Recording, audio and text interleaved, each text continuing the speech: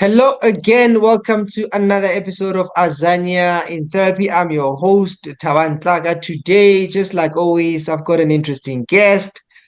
She is a researcher, and we're going to be talking about an interesting subject. We'll be discussing global warming, water insecurity, and the things in between. Please welcome my guest and your guest today, Fatima Peters. How are you? Well, thank you so much for having me here. I didn't butcher your surname, did I? It's fine. We live in South Africa, so we're very diverse and multicultural. So I do appreciate the variation in my name and surname because it's a signifier of maybe where you come from.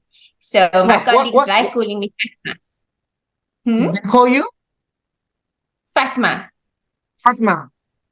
So Yeah, no, how do you say it properly? it doesn't. It's fine. My parents would call me Fatima. But if you're on the Cape Flats, we're talking about names now. But Yeah, yeah, yes, yeah. on the Cape Flats, you would call me Fatima.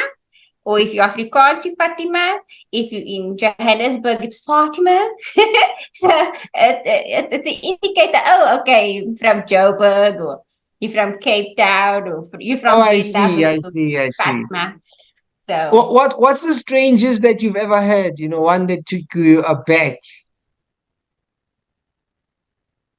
uh, or I surprised actually you? can't.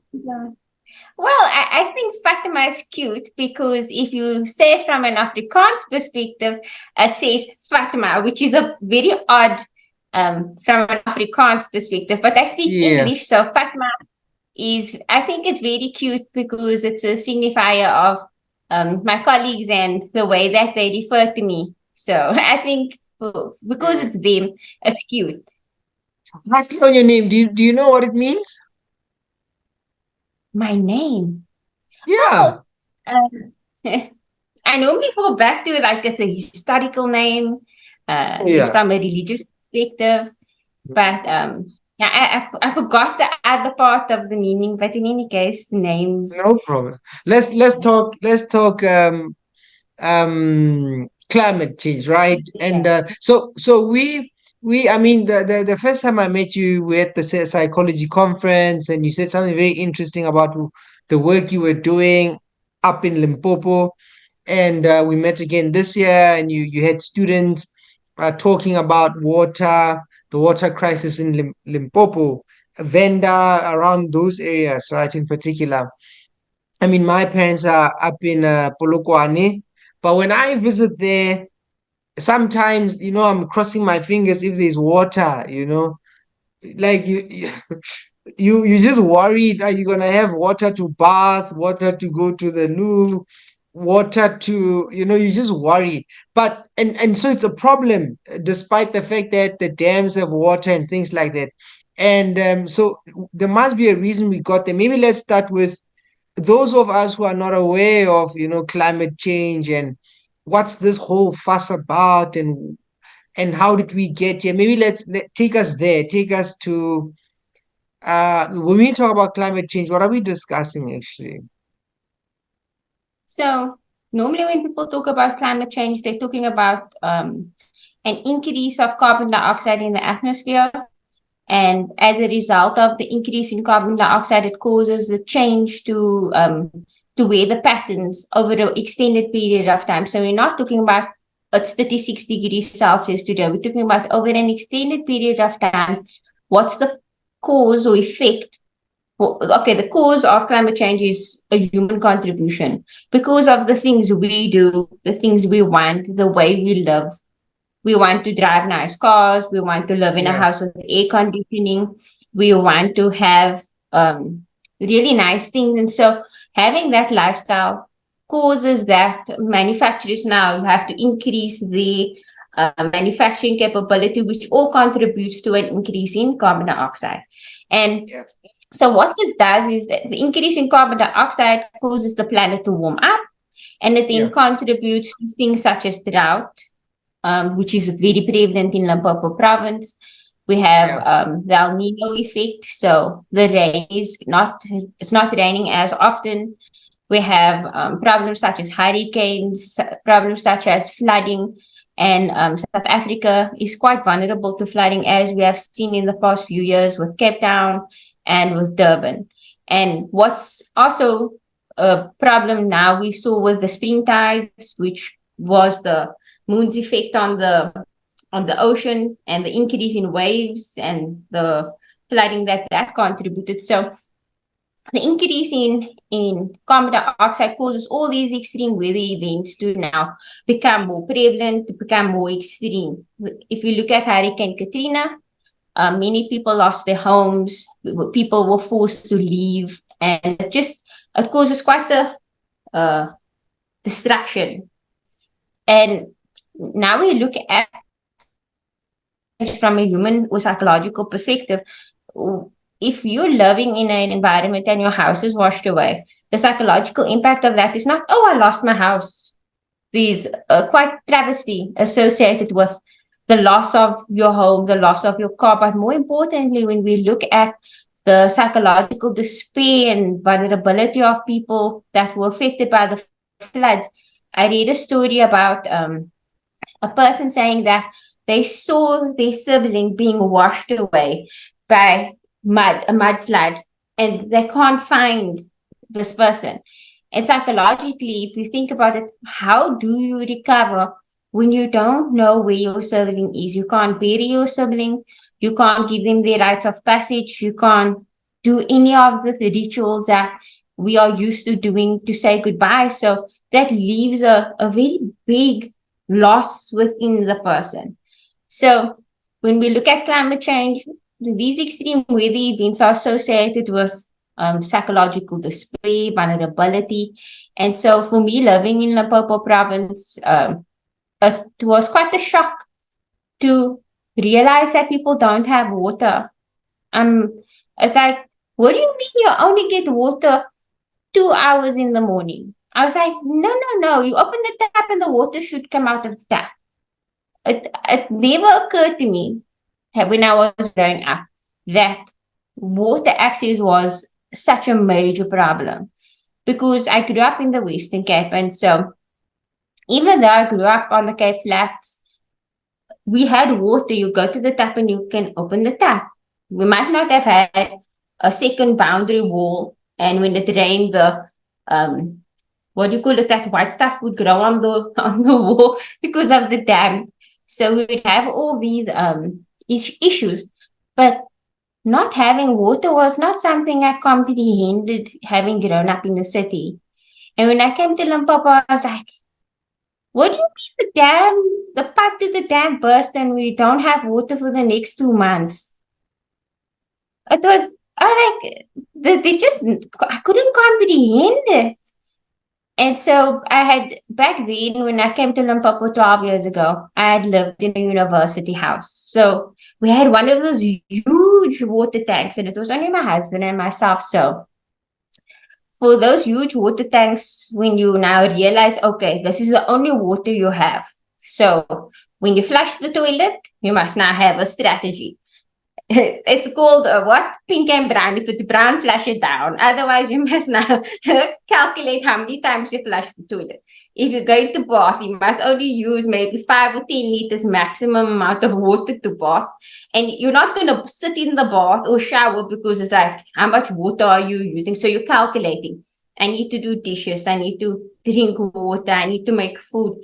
And all these normal life processes take water. And a few years ago, I just couldn't comprehend that we don't have water. And then I moved to the town I live in now, and I own my own house, and we hadn't had water where I live for more than 2 years. So that anxiety about not having water is real. You wake up and you realize the water tank is empty. You need to start phoning people, and then they're going to charge you. For 1,000 liters of water, it's 150 rand. And the frustration about this water is that they bring you the water, but when you use the water, you realize that the water is actually not purified or clean. So in my kettle, after you use the kettle and you open it up, there's this white residue on the element. So that I don't know what it's called, but that's a buildup of chemicals in the water on the element of the kettle. Now, I'm aware of this, so I try and purchase bottled water, but it brings me back to thinking, what if you're an old gogo who gets 350 rand from the social support grant for your grandchildren and you get 1,700 rand for your grant? You must buy food. You must live. You must buy clothing. You must send the children to school. You must just survive. And then you must pay 150 rand for 1,000 liters of water. And what can you do with 1,000 liters of water? So there's a big injustice for people that have very little money and have to buy water. And in as much as water is a human right, it's actually a human injustice for people that are already vulnerable to have to use what little money they have to purchase water. So I've been teaching community psychology for the past few years, and my frustration for the past few years has also been with water. So I had asked the students, do an assignment on tell me about your community and what do you like about your community, what are the problems in your community. If you look at psychological theories, which take one of the theories that we deal with, systems theory, social constructionism, African cosmology, choose a theory that you're familiar with and you feel comfortable with, and then interpret your experience of your community through the lens of this particular theory and apply it. And so I asked the students, take photos of the community because I won't know where they come from. And so the stories that were coming through were so rich, and it really reflected my own frustration and experience relating to water. But I live in a town. I don't know where your parents live. If your parents live in a village or in a town or peri-urban or in Polokwane city. So depending on your location, you might experience greater vulnerability. So Chabungwa and Chilidzi, they are two students that I asked my students, is anybody interested in doing a presentation on water injustice in Limpopo?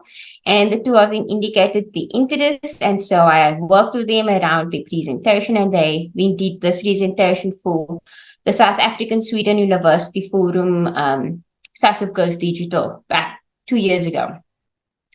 And so the stories that the students were telling and the stories I was telling was about water injustice. It's our right to have water, but at the same time, people that are really impoverished and live already with so little don't have water access and are being asked, what can you do to reduce your carbon footprint? And when you look at lifestyles, people that are more affluent produce more carbon. If you live in a village, you don't have an air conditioner, you don't have these things that water pumps that use quite a lot of electricity, then your carbon footprint is lower because you don't use as much electricity. So the aspect of water injustice comes in when we look at a population, right? People that live in cities such as in the squatter camps, they already have very little. And I think back in the day when my mother got a second-hand microwave from a neighbor, and I was thinking, if our house had gotten flooded at that point, to replace that microwave was going to be very, very difficult because where would we have gotten the money? So people that live in a squatter camp relocated from one area to go live in that particular place. They have the metal shell, they maybe have a bed, a microwave, basic things that they need to live. But how many of the people that live in squatter camps are earning sufficient in order, if their things get washed away, to replace all of those things? I mean, we had we had a storm, and then the electric current hit the DSTV dish, and we had to have the fridge fixed, we had to have the microwave replaced, we had to fix my husband's computer, and it was a lot of money.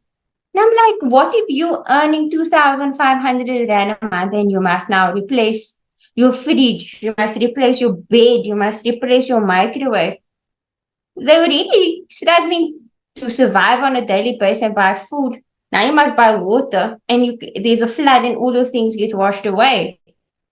So that's where the vulnerability comes in, where the water injustice comes in, because the people that have the least lose the most, and they don't have the option of being able to just go to a shop and buy the same thing again. You So, know, yeah, when you saying that, you remind me of I mean, there's a community I work in here.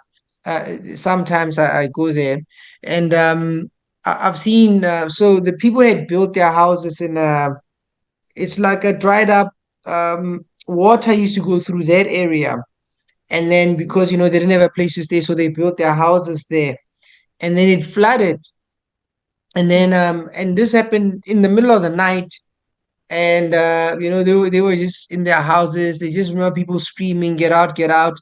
They didn't even have time to take out the microwaves, the TVs, the valuables that they had. And so what has happened is that not only did they lose their properties, but now they've got trauma, post-traumatic stress. Because now when it rains, they start imagining that it's gonna flood again. So when you say that, the way you explain, how climate change, but practically what it means for a person, it affects your life, it affects your dignity, it affects how you live, and we take it for granted. There are those of us in the city, peri-urban areas, but as you say, those ones who are struggling, um and what do you think, that how come this is not addressed? I mean, thinking about Limpopo, and this persistent problem with the water injustice, right? Why do you think it continues? uh, well, I just want to take you back quickly. There's Yeah, actually a report by the new South African, what is it called? Human Rights Commission that reported yeah, that I don't know how much, 30% or 60% of the municipalities in Limpopo province actually didn't use up all their money for water infrastructure, provision of water. And so in a province, Limpopo province, we produce most of the vegetables and okay, most of the fruit. I think 60% of fruit is grown here. But most of the people that live in Limpopo don't have access to water. It's such a norm. Living without water is such a norm that they fix the dam and then you're waiting for the WhatsApp to come through to say, oh, somebody vandalized the dam, or oh, a pipe burst, so the dam has to be shut down again and you won't get water. So it's such a prevalent thing that happens that it's as though it is normalized. So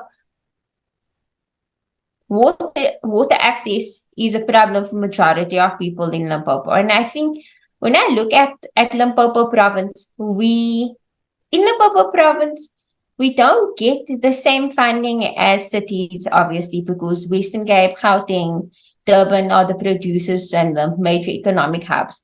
So because we're more rural, I don't think the government and municipalities um, pay enough attention, and it really, I think it's a system thing. Because you're so far away and because you live in some village somewhere out in Limpopo, you don't get as much media attention and as much response as if you lived in Cape Town. For me, when I looked at the flooding that had occurred now the Easter weekend in Cape Town, the news reported a room with all these TVs everywhere, and they could say, on this road it is flooding, we must divert the traffic, and at this people's Museburg houses got flooded. And it seemed to me from watching the news reports on TV, that the people that lived in the squatter camp, it was like, oh, you got flooded, okay, just deal with it. But if the people that have the most money, when their houses got flooded or Netcare got flooded, they were provided with sandbags, and the municipalities seem to have responded better. Whereas in Limpopo, when we have a flood, the bridge, it got washed away, and children still had to walk over the river to go to school. And by the time they get to school, they're completely drenched in water. Not to mention the river can wash that child away. So I remember a few years ago, Kupando Natile was talking about the fact that people of color, our lives, uh, has less value. So maybe it is about the fact that because we may be more rural, our lives don't matter as much as people that live in the city. I don't know, maybe what could be the reason behind this. It could be because of the apartheid legacy of colonialism and the fact that people of color are less valued. But at the end of the day, I think that we have a government and we need to keep our government responsible. And what is amazing is seeing communities stand up for their rights. And what bothers me is why have they been silenced and how have they been silenced and what needs to happen to get communities to access the water? What can we do better? So Yeah. it's something that interests me to think, okay, there's been a protest action. You threw my car with a brick, but that's okay. I understand you're fighting over the water. And we need to fight over the water, but what happens when the protest goes over? The people still don't have water. So why did the protest stop? And how can we get justice for people that don't have water? Yeah, you know, when you say that, then I'll ask you one more question because I know you gotta rush. Um, I like if I look at the whole situation with load shedding, for example, where I work close to the union buildings, and Mhm. the people here don't necessarily get load shedding unless there's some sort of power cut because of some technical issues. And then I think the people in charge, the people who can make a difference, they live in places where they don't suffer like what ordinary people suffer. So I don't think it pains them if there's no Mm. water, or similarly, if there's no water, if there are no lights, no resources, you don't feel it. So I don't think you have a perspective of what people are like. I think that maybe if we had all the leaders living in the areas that they are responsible for, we'll probably have a difference. If their children went to the same schools that they are looking after, the same hospitals, then I think because you understand it, you'll be able to do something about it. But I think the people at the top, their reality is so different from the people at the ground that they don't feel and see the plight of people who are struggling. And so I was just thinking that maybe if it was like that, if they lived where people lived, used the same resources, struggled the same, then they might be a bit more motivated to make a difference. But for yourself, maybe finally, what do you think? Mm. Because I asked you now, why do you think this doesn't stop? Maybe let me ask it this way. If somebody says, well, why should I care? Why should I care? Like, what would you say, as your final thought? So something that I've been thinking about is the fact that firstly I had a cognitive dissonance, right? I lived in Cape Town, I had access to water. When the news reported that people in Limpopo didn't have access to water, I couldn't understand that reality because I couldn't comprehend that reality. And I think what you are saying, if you are in power and you do not empathize with the people that are suffering and you can't comprehend, how do you ethically really address their lived reality? And so we in psychology, so we are taught, empathize, put yourself in that person's shoes. And I agree with you. I think politicians need to be held more accountable. A politician cannot earn so much money and have so much resources that they do not understand the live reality of most of the people. And so that cognitive dissonance and that bias, we need our politicians to come back and see this is the reality of people. Don't just write a report and put it on a shelf. What are you going to do about the people that are protesting for water?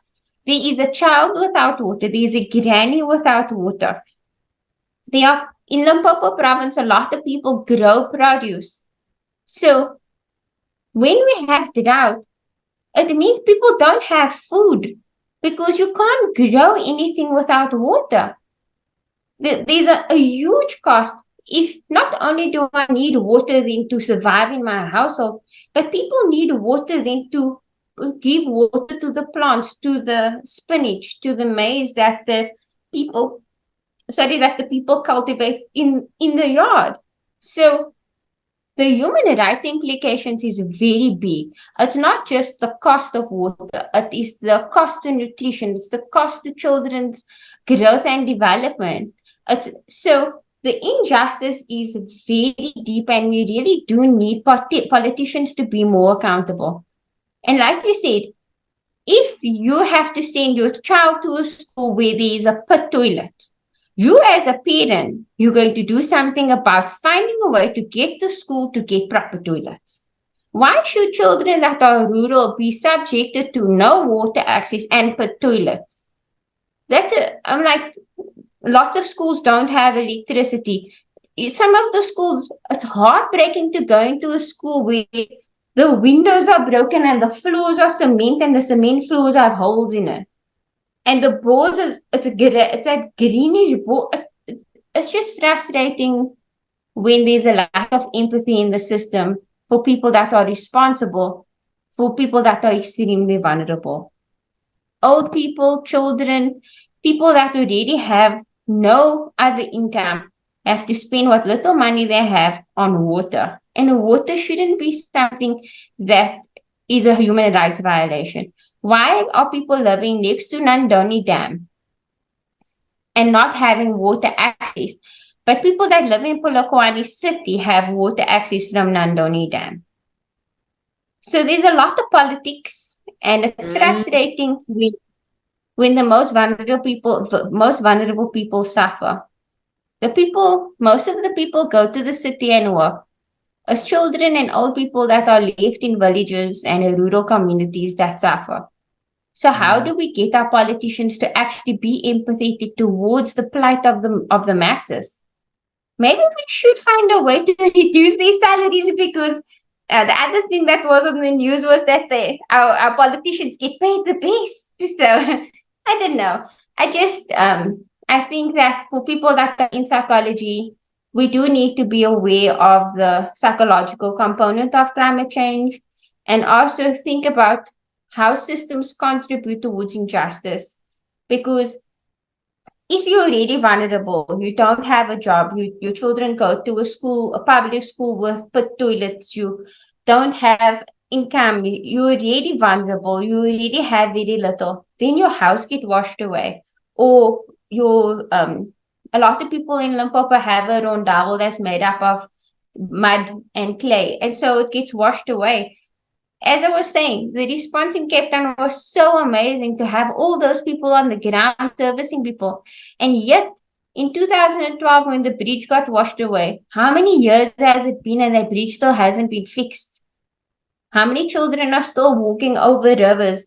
And when it rains in Limpopo, it rains, that river is, the water moving down the river is going at an extremely high rate. And children can get washed away when they're on their way to school. So government officials, people that are responsible for fixing bridges, the emergency response, all of these things need to be improved in the rural communities to facilitate that the anxiety, depression, and frustration and post-traumatic stress disorder can at least be alleviated to some extent. So yeah, we got a lot of work to do. Yeah, but thank you very much. I mean, that was a mouthful, and I think, but very insightful. Thank you for taking the time. Thank you for this conversation. And hopefully we'll pick it up some other time. But otherwise, all the best. Thank you so much. I just want to make a shout out if there's anybody that would like to join the Climate and Environmental Psychology Division of CISA, they must please join us. We need more people to look at the different systems that contribute towards injustice and climate change. So, yeah, the more people we can get invested into addressing injustice, the better it will be. And hopefully, we can get our politicians to be more mindful of the human rights they are violating. Perfect. And thank you for inviting me. I was quite nervous to be on your show. That is good.